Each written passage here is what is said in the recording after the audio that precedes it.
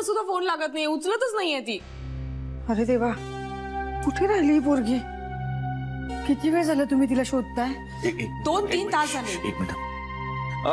Hello, नमस्कार, लक्ष्मीकांत गोखले बोलतोय. हा नमस्कार. जान्हवी आली आहे का तिकडे?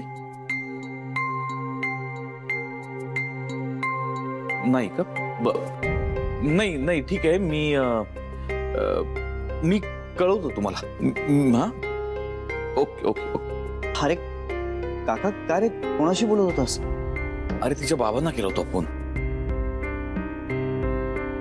अरे काका, मगाशी फोन केला होता मी त्यांना, बोललोय मी त्यांच्याशी. आता ते उगाच काळजी करत बसतील.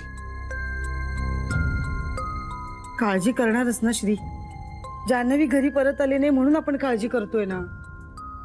अगं पण मोठी आई, मला वेगळीच शंका येते.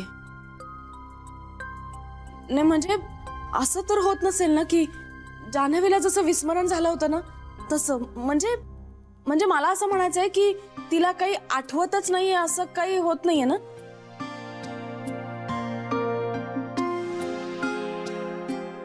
सरे तुला आठवतंय, एक ते करकरे आजोबा होते, ते घरातनं निघाले आणि परत याचा रस्ताच विसरले होते. मग पोलिसांनी त्यांना घरी आणून सोडलं होतं, आठवतंय तुला? बेबी आत्या, अगं तेव्हा ते 90 वर्षाचे गृहस्थ होते. I think we should call the police. माझं तर डोकं फुटायची वेळ आली आता. वहिनी,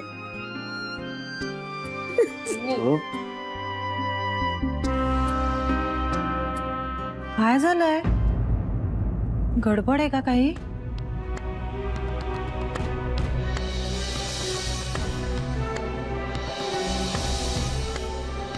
जान्हवी,